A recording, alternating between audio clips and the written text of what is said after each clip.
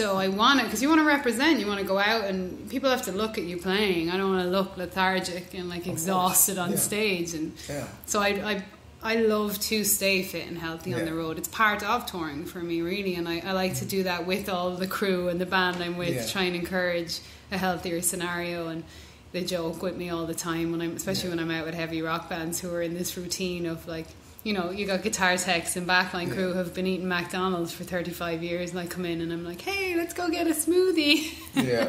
I find it, eating clean, like you said, so clean important. is so hard on the road. I find it really easy. But I wonder, because I talk about this all the time, it is definitely hard because it's habit changes if you haven't been doing it before. Me, because it's always been the way. And it's like any habit shift. But for me, because I'm kind of looking at it from the other side, I just don't have any desire to eat crap. Because I'm such a foodie, like none of this like fast food, refined food has any taste to me. So I would rather go out and find, even if I'm really stuck like middle America, going around the deep south, I'd rather snack on fruit and nuts and popcorn, or, you know, the best I can find in that scenario, than go, I'm just going to go get fries and onion rings. Because I know how I'm going to feel eating that food. I already remember that feeling. So I actually kind of love the whole aspect of like, okay, I'm going to go find the cleanest food. But I guess if you're in the opposite habit, it's difficult.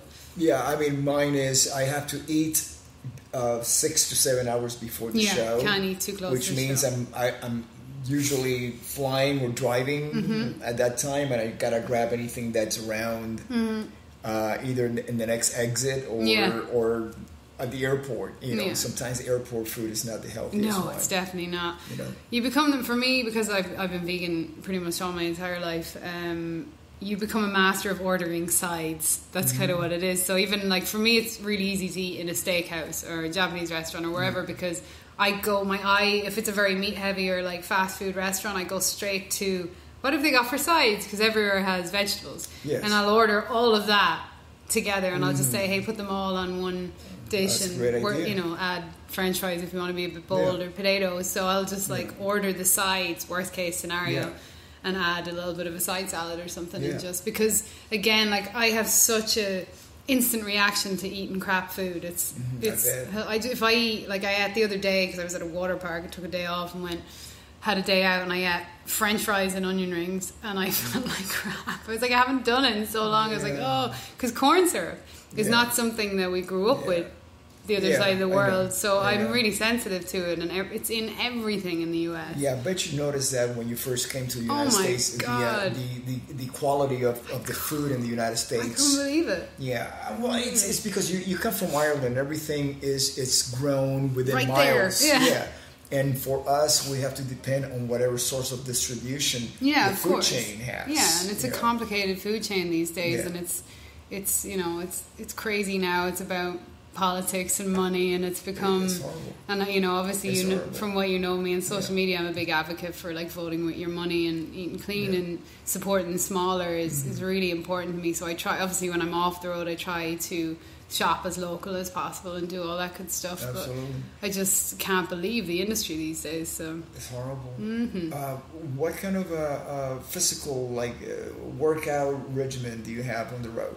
I do yoga is definitely one of my things. I'm not like which one? I just do flow, like vinyasa. I never got like super into it, you know, like where I studied all different types. It suits me. I like it, and I can do a little routine in any hotel room, or you know, find a space on a bus or in a rehearsal room to do a little bit. But I mean, literally, that could just be 5 or 10 minutes before you know, stage, or when I get up in the morning. When I'm off the road, I try to be in a super kind of not regimented, but I try to work out 4 or 5 days a week pretty strong. But then when I'm on the road, I don't do that because it's not realistic. I try to eat clean and just do a little bit every day, just to kind of maintain your fitness. Because, well, part of the workout is being on stage. I'm definitely not quiet on stage, so it's definitely a workout, you know. The guys from the Guess Who, 3 of them, they love to go running every day. Right, that's awesome. It's a good habit. Oh yeah, it's great. I mean, they come back, they're all sweaty and ready to go. They'll go and have some coffee or something, you know. And it's like, okay, I think I I'm going to stay in my room and practice. Yeah, you're doing a finger workworkout. Yeah, that's not my finger workout. Yeah.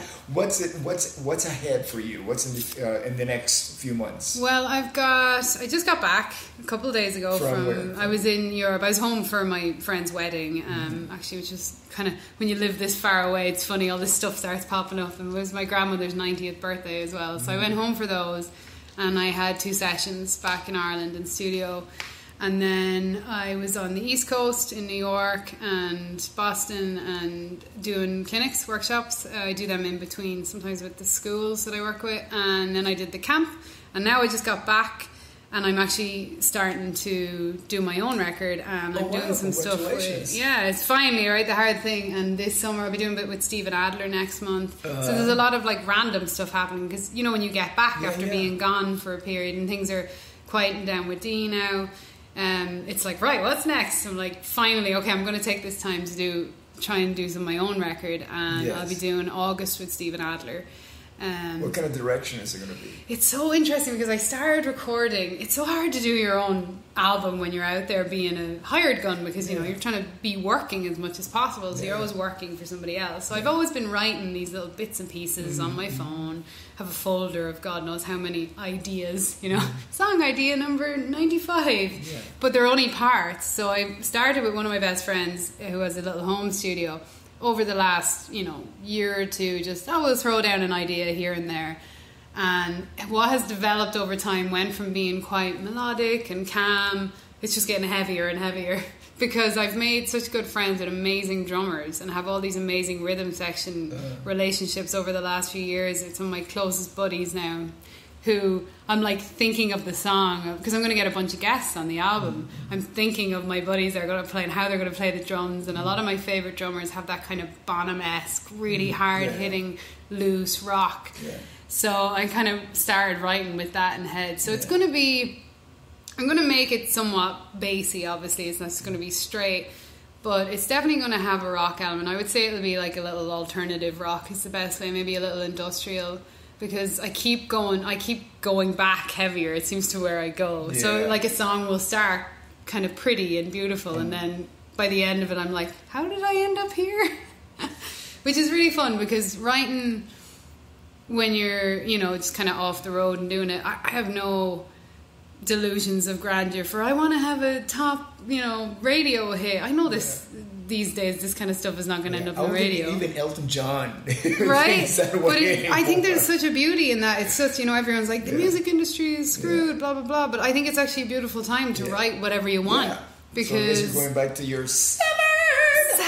severed. You thought about putting the band back together. Right? Again. Maybe we had a song called Severed Reunion. I think the world is ready. I don't think it's going to be quite that heavy. It's not quite. It's not metal. It's just like elements. But that's the interesting thing, because like we were talking about earlier, being at least somewhat versed in different styles and playing across these different genres over the years, you start to, as you write, you're like, oh, I see that influence come in.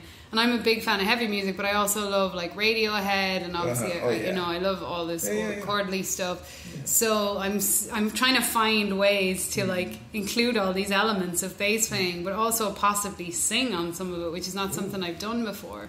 So that's kind of terrifying, because playing and singing is like trying to alternate. Juggling. Good Lord. So it's an experiment. So we'll see where that goes over the next while. I'm looking forward to hearing it. Thank you so much, Tanya. Thank you so much. Thank you for having me on. What a hoot. Thank you for being on The Dash. And thank you for being so supportive of my career. My pleasure. My pleasure. Awesome, man.